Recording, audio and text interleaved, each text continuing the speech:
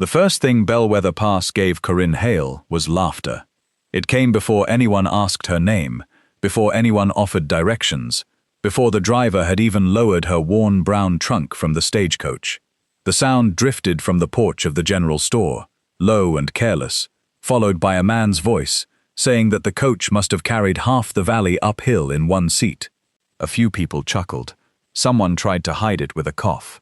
Corinne stood in the cold road, with one gloved hand around the handle of her carpet bag, and acted as if she had not heard. She had learned that skill during 12 years of marriage. She knew how to keep her round face calm, while shame moved through her like winter water. She knew how to lower her sorrowful grey eyes without looking weak, and how to lift her chin without inviting another blow. Dark curls had escaped beneath her travel hat, and the mountain wind pulled at them as if even the air wanted to make a spectacle of her. The driver set down her trunk, gave her an apologetic glance, and climbed back onto his seat. When the coach rolled away, Corinne watched the last familiar thing disappear around the bend. Then she turned toward the town that did not want her, and whispered, "Well, you are not the first."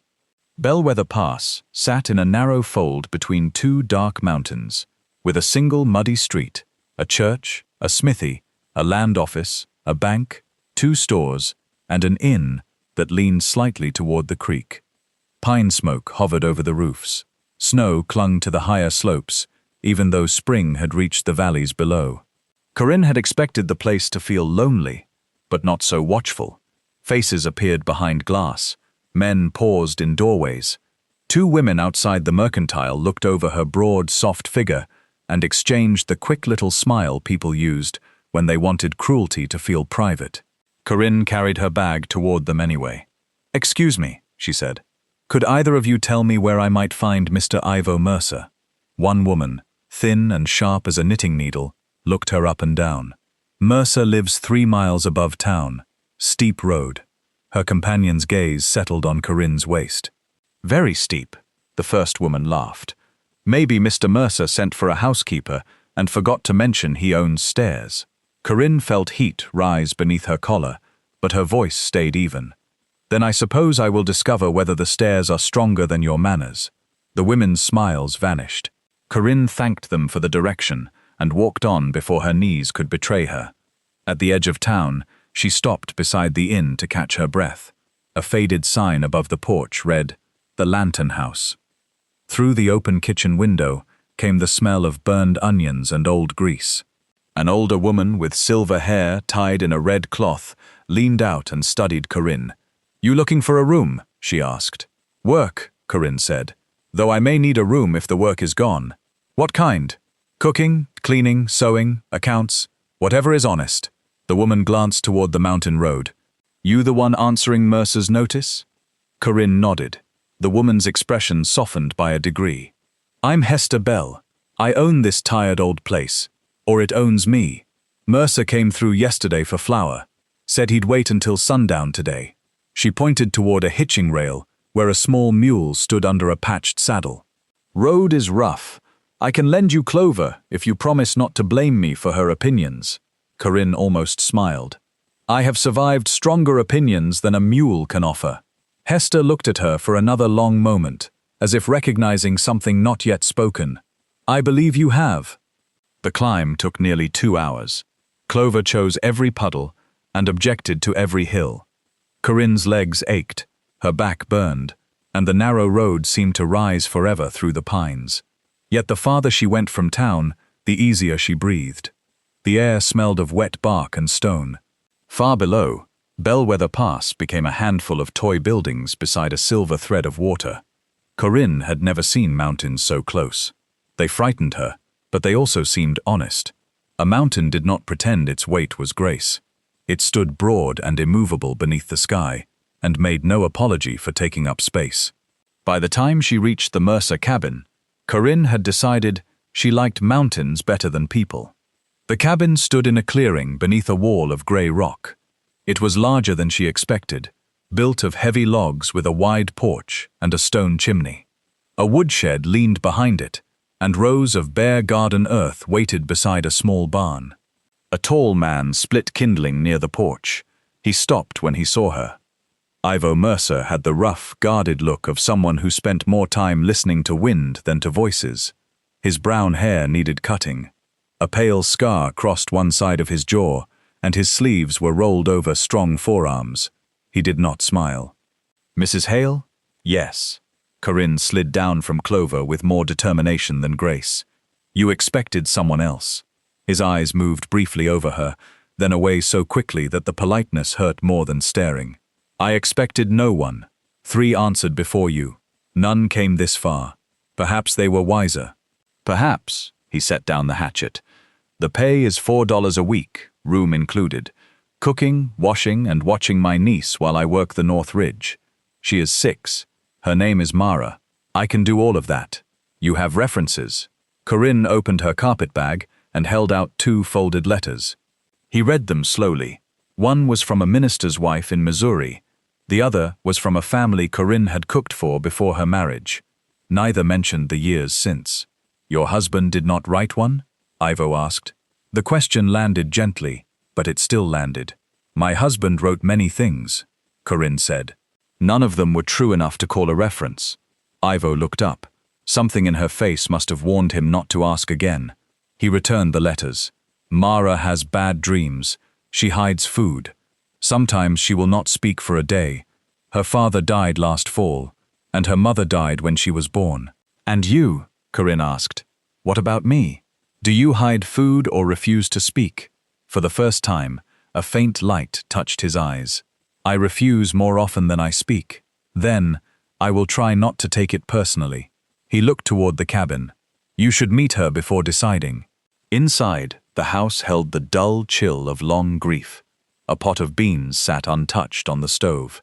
Ash covered the hearth. Men's boots stood by the wall beside one tiny pair. A little girl watched from behind the table, thin as a reed, with tangled brown hair and solemn green eyes. She clutched a wooden fox against her chest. "Mara," Ivo said, "this is Mrs. Hale." The girl stared at Corinne's body, and Corinne prepared herself for the bluntness of a child. "Are you soft?" Mara asked. Ivo closed his eyes in embarrassment. Corinne crouched carefully until they were nearly level. "In several places," she said. "Why?" Mara tightened her grip on the fox. "Papa was hard when he held me. Uncle Ivo is hard too." Her gaze lifted to Corinne's face. I wondered if soft feels safer. The shame inside Corinne loosened so suddenly that it almost became a sob. She opened her arms but did not move closer. "You may find out whenever you choose." Mara did not accept the offer then, but she did not hide again either. Corinne stayed. That first night she made biscuits with the last clean flour, fried potatoes with onion, and sweetened the beans with a spoonful of molasses. Ivo ate quietly, but Mara watched Corinne as if she were performing magic. "Food can smell happy," the child said. "Sometimes," Corinne answered. "Mostly when someone wants you to come to the table." Mara ate 2 biscuits and slipped a third into her dress pocket. Corinne saw it and said nothing. Later, after Ivo carried in her trunk, he found Corinne placing a small covered bowl on a low shelf beside Mara's bed. "What is that?" he asked. "A biscuit and an apple slice. She should eat at meals. She should know food will still be there when the meal is over." Ivo's mouth tightened. "You think I starve her?" "No, I think fear does." He stood in the doorway, unhappy with the answer and unable to deny it. At last he nodded. "Keep the bowl covered. Mice." It was not gratitude, but Corinne understood that some people could only offer trust in very small pieces. Days settled into a quiet rhythm. Ivo left before sunrise to check traps, cut timber, or repair fences along the Mercer land. Corinne opened windows, shook grief from blankets, scrubbed soot from the walls, and found uses for everything the cabin had forgotten. She washed Mara's hair and let the child choose a blue ribbon from her sewing box. She turned old potatoes into soup, sour milk into tender bread, and a handful of dried berries into a warm pudding that made Mara close her eyes with delight. At night, they sat near the hearth. Corinne mended. Ivo carved little animals. Mara listened while Corinne told stories about clever rabbits, stubborn queens, and women who crossed oceans with one good dress and a pocket full of seeds. Corinne never told stories where beauty saved the heroine. She preferred courage, patience, and a well-timed loaf of bread. Mara began to speak more. She spoke first about small things, then about her father. Owen Mercer had laughed loudly, sung badly, and carried peppermint in his coat. He had gone to town one rainy evening because Mayor Gideon Rusk asked him to sign land papers. He never returned. His horse came back alone, and Owen was found the next morning at the bottom of Miller's Drop. The town called it an accident. Mara did not. "Papa knew that road," she whispered one night. "He could ride it with no moon."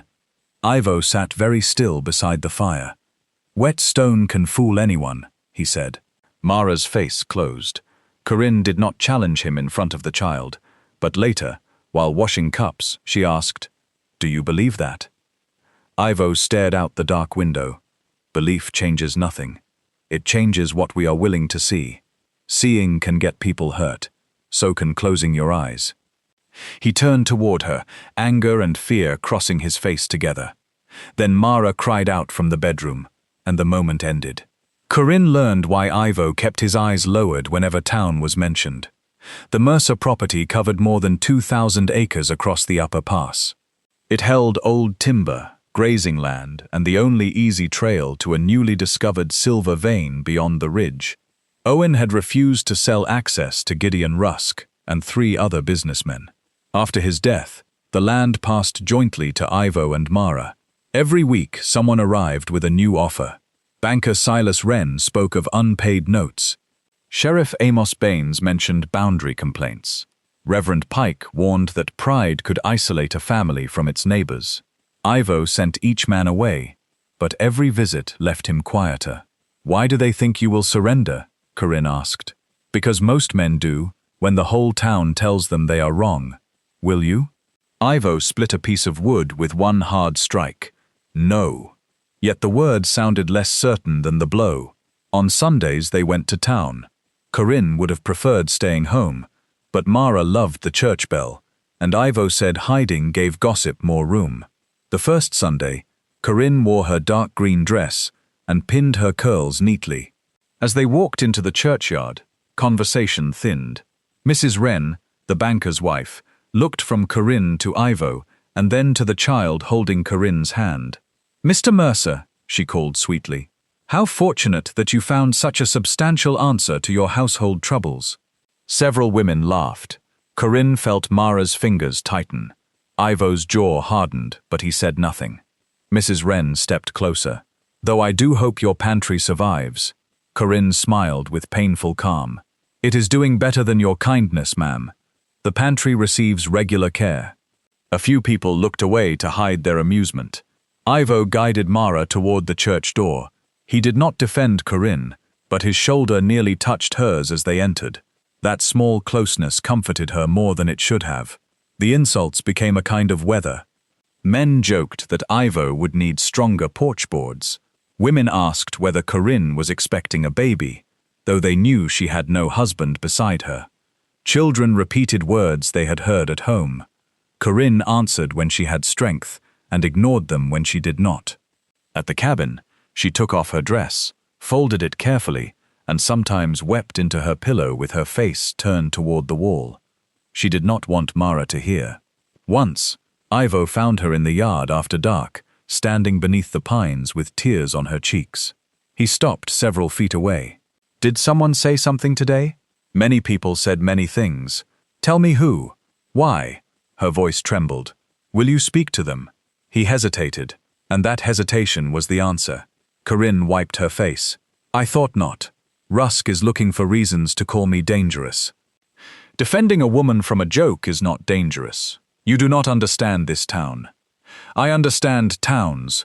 A town is only a crowd that has agreed which person must feel small." He looked wounded, but she had no room left to soften the truth. "Good night, Mr. Mercer." Even so, warmth grew between them in ordinary moments. Ivo repaired the loose step beneath Corinne's room without being asked. He began bringing her small gifts from the mountain.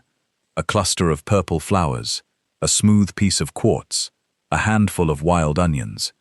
When rain kept him indoors, he built her a pantry shelf strong enough to hold every jar she owned. Corinne teased him for measuring it 3 times.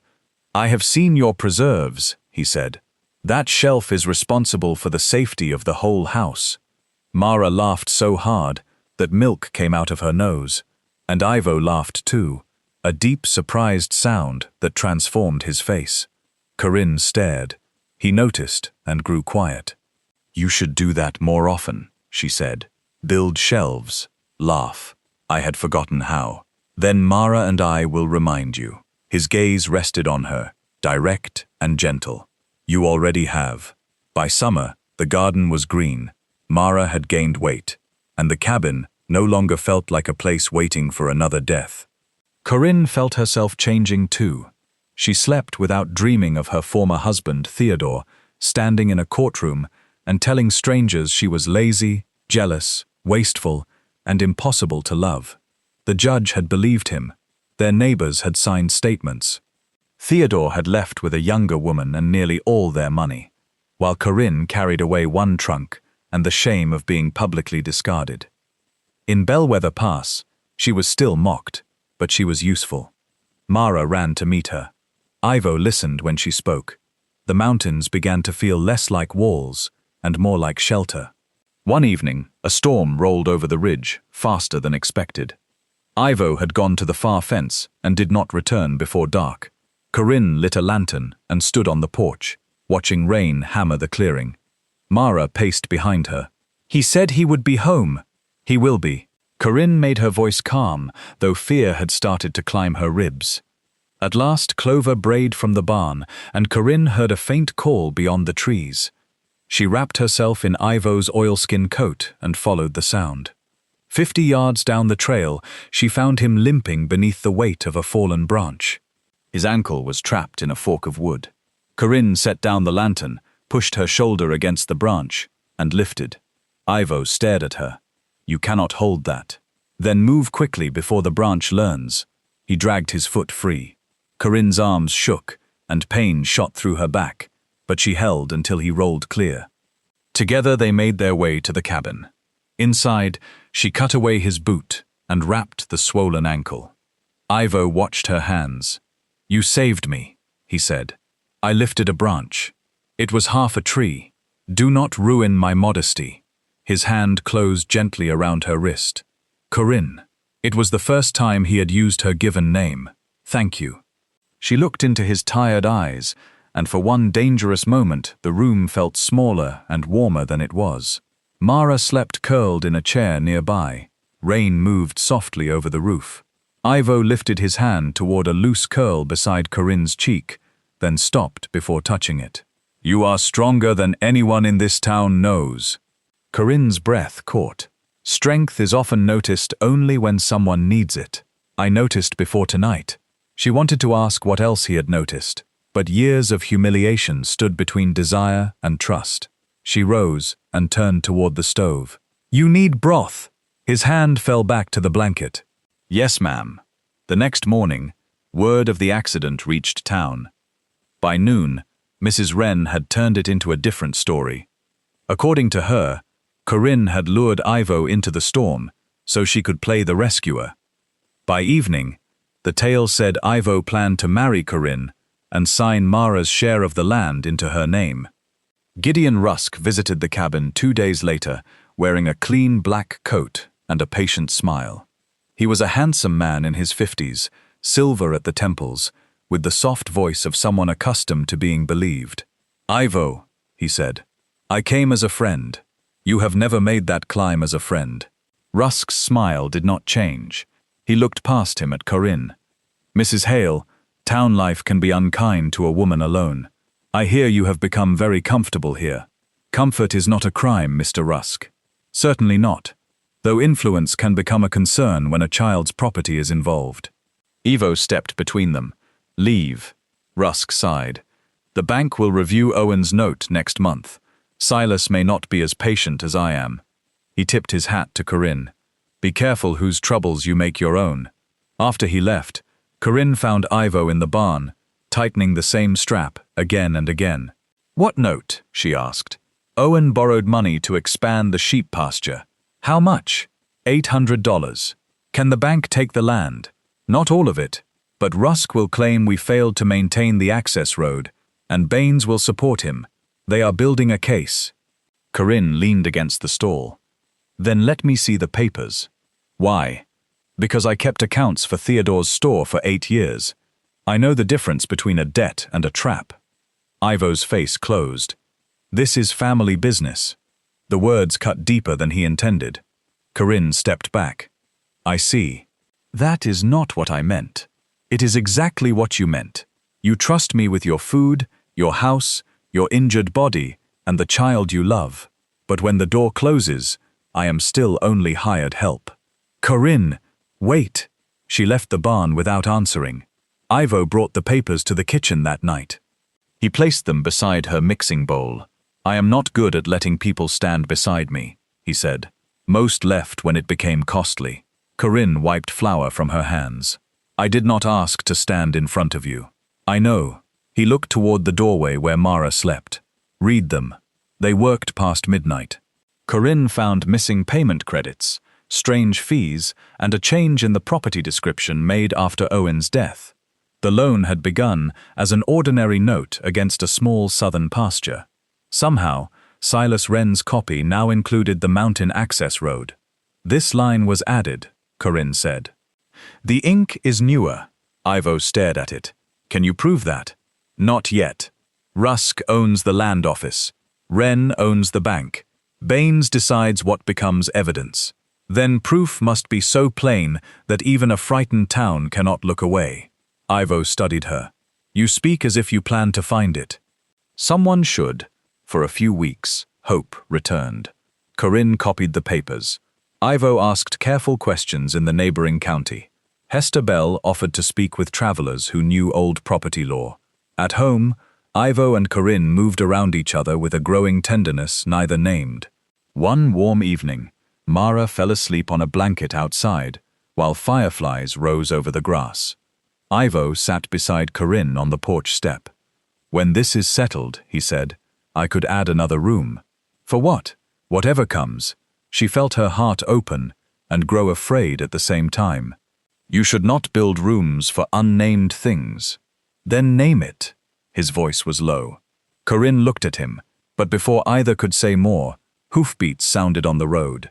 Sheriff Baines arrived with Gideon Rusk, Silas Wren, Reverend Pike, and half a dozen townsmen. Lanterns glowed behind them. The sight of so many men in the yard brought Mara awake with a cry. Corinne lifted her into her arms. Baines dismounted. "Ivo, we have received a complaint of attempted fraud and undue influence involving your niece's inheritance." Ivo came down from the porch. "From whom?" "Concerned citizens." Rusk looked at Corinne. "We warned you." Baines held up a paper. "Mrs. Hale has been asking questions about the Mercer deed. People say she plans to marry you and take control of the property." "People lie," Ivo said. "Then say plainly that she has no claim here." Silence fell. Corinne could feel every face turn toward him. Mara hid against her neck. Ivo looked at Rusk, then at Baines, then at the men behind them. He saw the bank, the law, the church, the mill, and every force that could close around his family. Fear entered his face so quietly that only Corinne seemed to notice. Rusk spoke softly. "No one blames a lonely man for enjoying a woman's attention. But if you let her place Mara's home at risk, the court may need to appoint a more suitable guardian." Ivo went pale. Corinne waited. All he had to say was that she was honest. All he had to do was stand beside her in the open, as he had done in the kitchen. Instead, he lowered his eyes. "Mrs. Hale is my housekeeper," he said. "Nothing more. She has no place in the land matter, and she acted without my permission." The words were not loud. They did not need to be. Corinne felt something inside her break with a clean, almost peaceful finality. Mara raised her head. "That is not true," the child said. Ivo flinched. Corinne set Mara gently on the porch and walked down the steps. Rusk's satisfied expression blurred behind tears. "You asked me to read those papers," she said to Ivo. "Corinne, I can explain. Not now. They threatened to take Mara. And so you handed them me." His face folded with shame. She looked at the man who had thanked her for making his house warm, who had nearly touched her cheek in lamplight, who had asked her to name their possible future. "I have been insulted by people who knew nothing about me," she whispered. "It hurt. But I survived it because I believed you knew better." She turned toward the cabin.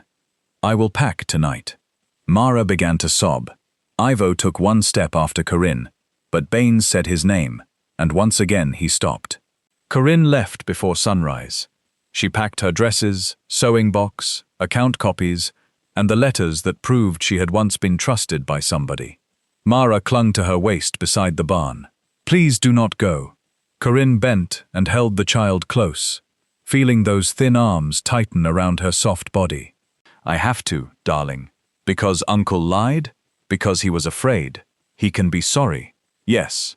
Corinne looked toward the cabin window where Ivo stood in shadow. "But sorry is a door. It is not the road beyond it." She gave Mara the blue ribbon from her hair. "You keep eating. You keep speaking. You remember that fear is allowed to visit, but it does not get to own the house." Mara nodded through tears. Corinne climbed onto Clover and rode down the mountain without looking back until the trees hid the cabin completely. Hester Bell opened the lantern house door while the dawn sky was still gray. She took one look at Corinne's face and moved aside. "Room at the end of the hall," she said. "Roof leaks near the window, and the mattress has opinions." Corinne stood in the doorway holding her carpet bag. "I cannot pay yet." "Then cook breakfast." "For how many?" Hester glanced toward the empty dining room. "If fortune remains steady, 3. Corinne's mouth trembled. She was too tired to laugh and too proud to cry again. Hester took the bag from her. "You can tell me what happened when telling becomes easier than carrying it." That simple kindness nearly undid her. Corinne followed Hester into the kitchen and began to work. The lantern house was struggling worse than Corinne had guessed. 2 guest rooms had broken latches. The roof leaked in 4 places. The pantry held weevilled flour, beans, salt pork, and a lonely jar of peaches. Hester owed money to the butcher, the bank, and a carpenter who had stopped asking. Travelers preferred the new boarding house near the depot in the lower valley. Townspeople came only to drink coffee and complain that it was weak. "Why keep it?" Corinne asked as they sorted potatoes. Hester cut away a black spot. "My husband built it. Then he died, which was rude of him. I suppose I kept waiting for the place to remember what it used to be." Corinne understood. "Places do not remember on their own," she said. "People have to remind them." That afternoon, Corinne used the good parts of the potatoes, a handful of onions, and the salt pork to make thick soup. She baked cornbread in an iron pan and warmed the peaches with cinnamon Hester had forgotten in a tin. The smell drifted into the street. A freight driver came in and asked what was cooking. Then 2 miners followed. By sundown, every chair was filled. Corinne moved between the stove and tables, cheeks warm, curls escaping, arms aching, while voices rose around her. No one laughed at her body because their mouths were busy eating. A miner named Cal Dobbs held up his empty bowl. "Ma'am, if you put river stones in this soup, I would ask for seconds." "Tomorrow I may have to," Corinne said. "Potatoes are not free." The room laughed with her instead of at her. It was a small difference in sound and a great difference in feeling. Word traveled. Corinne made apple cakes when apples came through, chicken pie when Hester could afford a hen, and dumplings from whatever stew remained at midday. She asked freight drivers what they missed from home and remembered their answers. She served grits to a homesick man from Georgia, rye bread to a widow from Pennsylvania, and a mild bean chili to a family whose wagon wheel broke outside town. People began timing their journeys to eat at the lantern house. Hester paid the butcher, then the carpenter. Within a month, the leaking roof was patched. Corinne insisted that Hester put her name on the account book as a paid partner rather than a servant. "I have been useful in too many homes that never became mine," she said. Hester dipped her pen and wrote Corinne Hale, 1/3 share of profits. There, she said. The ink knows your worth, even if the town is slow. Not everyone welcomed their success. Mrs. Wren told people that Corinne used too much butter because restraint was foreign to her. Gideon Rusk warned Hester that housing a woman of questionable character might affect the inn's license. Sheriff Baines came twice to inspect the kitchen and found nothing wrong except his own disappointment. Corinne greeted each insult with a calm that cost her less than before. Work had given her a place to stand. When someone called her greedy, she looked around the crowded dining room and said, "Yes, I am greedy for every honest dollar this place earns." When a young man asked whether the chairs were strong enough, Hester replied, "Strong enough for her. I am less certain about your character." Even Reverend Pike stopped using the inn after Hester added his unpaid meals to a public chalkboard. Ivo came to town, but did not enter. Corinne saw him sometimes across the street, thin and tired, buying flour or lamp oil with Mara beside him. Mara would start toward the inn, and Ivo would gently stop her. He never tried to force a conversation.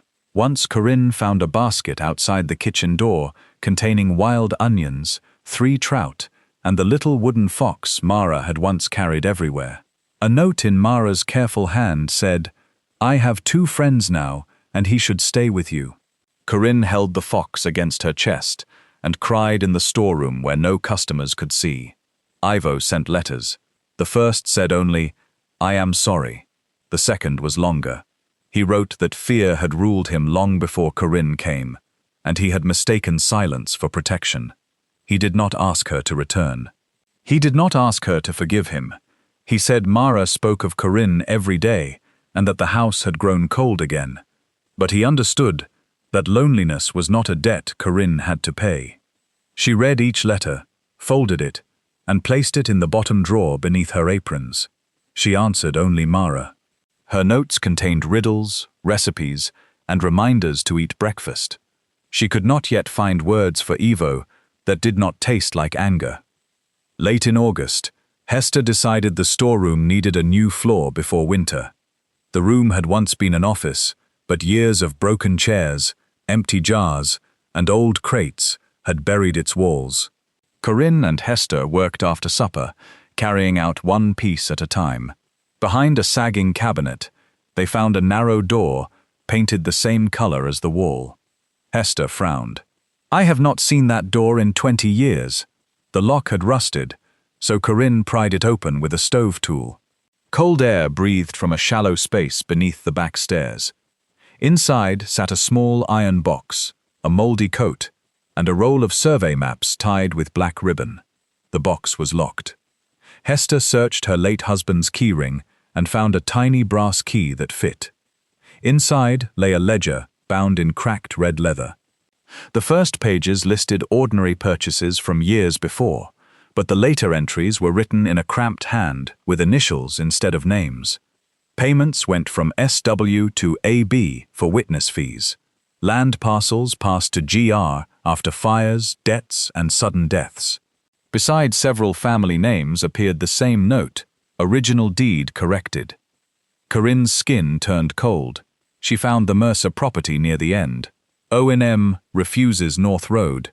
GR requests pressure. AB to arrange meeting at drop. Beneath it, dated the day after Owen died, someone had written, "Horse returned." Paper unsigned. Second method required. Hester sat down hard on an overturned crate. "My husband kept the land office books before he got sick," she said. Rusk replaced him with his cousin. "Did your husband ever say why?" "He said he had seen a wolf wearing a man's smile. I thought the fever had confused him." Corinne turned pages with shaking fingers. The entries connected Gideon Rusk, Silas Wren, Sheriff Amos Baines, and even Reverend Pike to at least 9 stolen properties. Some owners had been driven away by invented debts. Others had lost barns in suspicious fires. 2 had died in accidents. Hester looked toward the kitchen as if the walls might listen. "We should burn it." "No. Those men own half this town. Because everyone with proof became afraid. And what do you think happened to the ones who did not? Corinne stared at Owen's name. She remembered Mara saying her father knew the road. I think that is why this was hidden. They took the ledger upstairs and locked it in Corinne's trunk. But fear entered the inn with it. Floorboards creaked at night. A stranger stood across the street for an hour and left when Corinne noticed him. Sheriff Baines asked why they were repairing the storeroom. Hester lied badly and said rats had formed a government. Baines did not smile. Corinne began copying every page after midnight, making 3 sets in her careful hand. She sent one by trusted freight driver to a judge in the neighboring county, and another to the editor of a newspaper in Silver Junction. The third she sealed inside a flour tin. Evidence in the ledger was strong, but Corinne wanted someone who could explain how it came to the inn. Hester remembered that her husband's assistant, Edwin Cole, had vanished shortly before the office changed hands. Some said he went east. Cal Dobbs, the miner, recalled an old man named Cole living near a hot spring beyond Red Elk Ridge. Corinne decided to find him. Hester objected. You do not know that country. Cal does. You do not know Cole is alive. Then I will learn he is dead, and uncertainty will have one less room in my head. Cal agreed to guide her, though his injured shoulder made riding difficult. They left before dawn with food, blankets, and 1 copy of the ledger pages. The journey took 2 days through high, lonely country. Clouds dragged shadows across the slopes. At night, coyotes called from far away, and Corinne lay awake beneath the stars, wondering whether courage was simply fear that had become tired of waiting. On the 2nd afternoon, they found Edwin Cole in a 1-room shack near steaming pools. He was nearly blind and suspicious of every name they spoke. When Corinne showed him the copied page, he began to weep. I wrote that, he said. Rusk made me keep a private count, said a man should know where his money goes. Did Sheriff Baines cause Owen Mercer's death? Corinne asked. Cole covered his face. Baines was meant to frighten him, block the road, take the deed, rough him up a little. Owen fought. The horse bolted near the edge. Baines came back alone and said the mountain had settled the argument. Why did you hide the ledger at the inn? Silas Wren searched my room. Hester's husband helped me. I ran before dawn. His cloudy eyes lifted toward Corinne. You carrying that book into town? Yes. Then do not go alone. Corinne returned to Bellwether Pass to find the Lantern House kitchen window broken. Flour covered the floor like snow. Cupboards stood open. Mattresses had been cut, and Hester sat at a table with a bruise on her temple. She was alive, but someone had searched every room. They did not find it, Hester said. Corinne rushed to the flour tin. It was gone. Her trunk had been forced open, and the original ledger was missing too. For a moment, despair hollowed her out. Then Hester gave a weak smile and pointed toward the cold stove. You are not the only woman who knows how to hide a thing. She pulled a wrapped book from inside the ash bin. It was the ledger. I replaced it with one of my husband's old accounts. Let Rusk explain to the devil why he stole 6 years of cabbage prices. Corinne wanted to laugh, but the bruise on Hester's face stopped her. This is because of me. No, Hester said. This is because bad men mistook patience for permission. She gripped Corinne's hand. What now?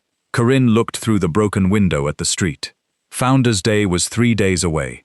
Every family from the pass would gather in the square. Gideon Rusk planned to announce a new road company and praise the town's unity. Now, Corinne said, we let everyone hear the truth at the same time. She sent word to Ivo through Mara. He came after dark and entered the inn kitchen with rain on his coat. Corinne had not stood close to him since the night he betrayed her. The sight of his familiar hands made old tenderness rise beside fresh pain. He stopped several feet away. Mara said you found something about Owen. Corinne placed the ledger on the table. As he read, his face drained of color. He sat down. I knew Baines had threatened him, he whispered. I knew Rusk wanted the road, but I told myself Owen fell because the other answer meant I had failed him. You did not kill your brother. I let his killers govern my fear.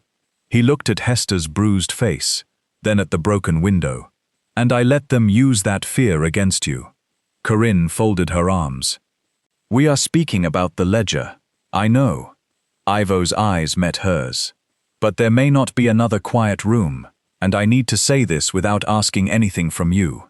What I did was cowardly. I chose the quickest way to protect myself, then called it protecting Mara. I made you stand alone while I gave liars my voice. You owe me no forgiveness.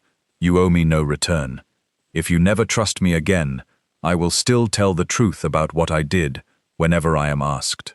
Corinne felt tears press behind her eyes.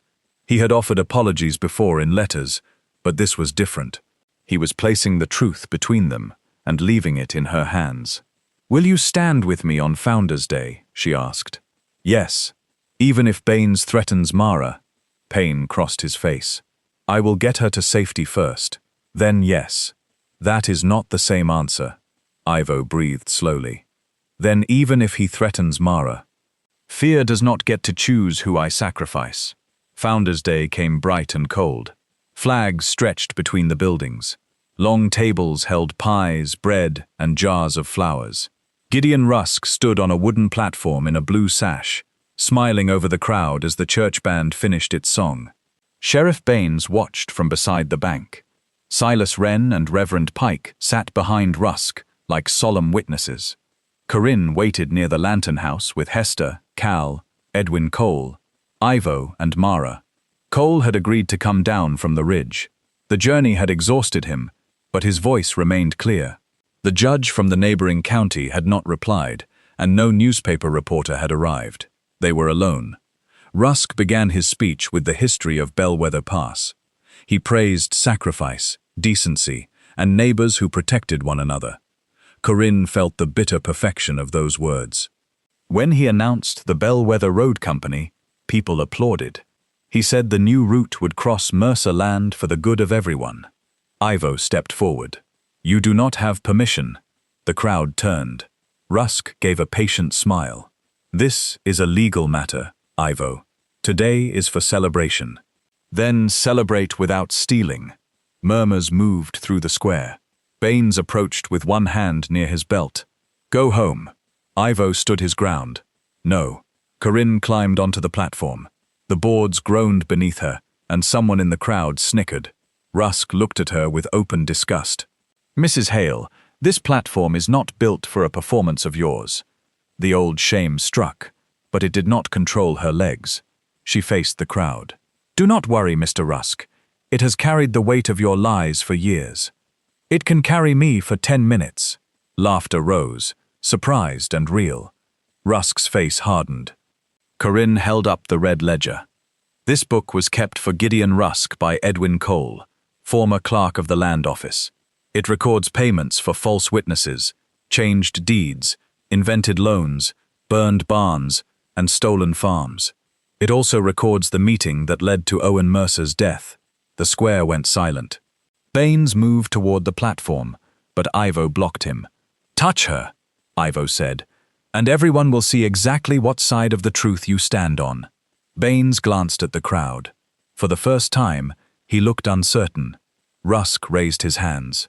"A bitter woman has found an old book and invented a tale because Mr. Mercer rejected her." The insult was carefully chosen. Corinne heard whispers. She thought of Theodore in the courtroom and neighbors nodding while he turned her pain into proof against her. For one terrible second, the past seemed ready to repeat itself. Then Hester stepped forward. "I found the ledger with her." Cal lifted the copied pages. "I took her to Edwin Cole." Edwin climbed the platform slowly. His hands shook, but he faced the town. "I wrote every entry," he said. Rusk ordered them. Wren paid them. Baines frightened those who would not sell. Reverend Pike convinced families that surrender was God's will. Pike rose in outrage. Hester called from below, "Sit down, Reverend. Heaven has heard enough from you." More laughter came, but this time it carried anger. Silas Wren tried to slip toward the bank. 2 farmers stopped him. One was a widow whose property appeared in the ledger. Corinne read names and amounts aloud. After each entry, Someone in the crowd remembered a fire, a debt, a family driven out. The pattern became too large to dismiss. Rusk lunged for the book. Corinne stepped back, and Ivo caught his arm before he reached her. Baines drew his pistol, but Mara's voice rang from the edge of the crowd. "That is the man who killed my papa." Every face turned toward the sheriff. His hand froze. A wagon rolled into the square. The judge from the neighboring county climbed down with 2 deputies and a reporter from the Silver Junction Chronicle. The freight driver had delivered Corinne's copies after all. Judge Ellis took the platform and ordered Baines to surrender his weapon. Baines looked at Rusk, perhaps expecting rescue, but Rusk was already searching for a path through the crowd. There was none. The people who had once lowered their eyes now stood shoulder to shoulder. No one struck the men or called for blood. They simply refused to move aside. The deputies placed Baines, Rusk, and Wren under arrest for questioning. Reverend Pike was not arrested that day, but his church board removed him before sunset. Justice did not arrive in one clean moment. It took months to examine deeds, hear testimony, and return property. Some records were lost forever. Some families had moved too far away to find. Sheriff Baines confessed that he had confronted Owen on the road and caused the struggle that sent horse and rider over the edge. He insisted he had not meant to kill him, but intention did not bring Owen home. Gideon Rusk and Silas Wren were convicted of fraud and conspiracy. Their fine coats disappeared into a prison wagon. The town watched them leave in the same silence it had once used against Corinne. The Lantern House survived. In fact, it grew. Travelers came to hear the story of the woman who had faced the leaders of Bellwether Pass, but they returned for the food. Corinne disliked being called brave while carrying soup. "I was frightened the whole time," she told Hester. "That is usually what brave means," Hester replied. They hired 2 local girls, including one whose family had mocked Corinne when she arrived. Corinne paid fair wages and did not punish the daughter for the mother's cruelty. She had learned that refusing to become cruel was its own kind of freedom. The town changed slowly, as towns do. Some people apologized. Some offered excuses dressed as apologies. Mrs. Wren said she had only repeated what others told her. Corinne answered, "A bucket still carries dirty water, even if it did not muddy the well." Others never spoke to her again. She discovered that this was not a loss. Respect from honest people felt warm. Approval from everyone felt like another cage. Mara visited every Saturday. At first, Ivo brought her and waited outside. Corinne let that distance remain. She and Mara baked, read stories, and planted herbs behind the inn. The child no longer hid biscuits in her pocket, though she sometimes saved one for Ivo. As autumn colored the mountains, Ivo began repairing things at the Lantern House with Hester's permission. He fixed the back stairs, replaced the broken kitchen window, and built a wide bench beneath the cottonwood tree. He asked for no payment. Corinne insisted on keeping an account anyway. "I will not owe you," she said. "Then pay me what the work is worth." "I intend to." Equality, she had learned, often lived in details that other people called unromantic. One evening after the first snow, Corinne found Ivo sitting on the new bench while Mara slept upstairs. The town lights glowed softly beneath the mountains. He held 2 cups of coffee and offered her one. Hester said I could wait. Corinne sat at the far end. For a while they watched snow settle on the road. "The north room is finished," he said. "At the cabin." "What is it for?" "Mara's schoolroom." "She wants a desk near the window," Corinne smiled. "A sensible use for an unnamed room." "I am trying to name things before I build around them." She looked at him. The scar along his jaw was pale in the moonlight. He seemed older than he had in summer, but less hidden. "What do you want, Ivo?" she asked. "I want you in my life," he said it simply. "I want to earn back trust, if that is possible. I want Mara to have you near. I want to hear you laugh in my kitchen. But wanting does not make me entitled to any of it. And if I never live on your mountain again, then I will come down when invited. If I keep my share of the inn, you should. If I never become smaller, quieter, or easier for this town to accept, A sad smile touched his mouth. Corinne, the smallest thing you have ever been is the version of yourself other people tried to make you believe in. I do not want her back. Tears warmed her eyes. You hurt me more than they did. I know. I may remember it on good days. I may become angry when you think it is over. Then I will listen on those days. You cannot repair trust like a stair. No. He looked at the snow. But I can place one board at a time and let you decide whether it holds. Corinne studied him for a long moment. Then she moved a little closer, not enough to touch, but enough that the space between them no longer felt like a wall. Mara wants me to come for supper tomorrow, she said. She has asked me 7 times. 8, Ivo said. She sent a message through Hester. Corinne laughed softly. Then I will come for supper. The next evening, Corinne rode up the mountain beneath a clear sky. The climb was still steep. Clover was still opinionated. The cabin appeared through the pines with golden light in its windows, and Mara ran onto the porch, waving both arms. Ivo waited behind her, hopeful but careful. Corinne did not arrive with a trunk. She carried only a basket of bread and a small pot of stew. That mattered. She was not returning as a discarded wife, searching for shelter, or as a housekeeper grateful for a room. She came as a partner in a successful inn, as the woman who had uncovered the truth, and as someone free to leave again if respect failed. Mara threw herself into Corinne's arms. You came! I said I would! Can you stay until the stars? Corinne looked over the child's head at Ivo. He did not answer for her. Yes, Corinne said, until the stars. Inside, the table was set with 3 plates. Ivo had made soup, though it was thin and badly salted. Corinne tasted it and raised an eyebrow. The mountain remains in need of culinary guidance. I feared that, he said. Mara giggled. They ate together while evening gathered outside. The old grief was still part of the house, and so was the memory of betrayal. Neither vanished because the lamps were warm. Yet there was truth at the table now, and truth made room for hope. After supper, Mara fell asleep against Corinne's side near the fire. The child's cheek rested safely on the soft place she had wondered about on their first meeting. Ivo sat across from them, carving a small wooden bird. He looked up once, and Corinne met his eyes. Nothing was promised beyond that night. No wedding waited around the corner. No easy forgiveness washed the past clean. What stood between them was quieter and stronger, a choice to try without pretending, to speak before fear became silence, and to let love grow only where dignity could grow beside it. Outside, Bellwether Pass lay beneath the snow. The same mountains that had once seemed like walls now opened toward a wide, star-filled sky. Corinne thought of the laughter that had greeted her on her first day and understood how little it had truly known about her. She had not become worthy by exposing powerful men. She had not become beautiful because travelers praised her cooking or because Ivo looked at her with love.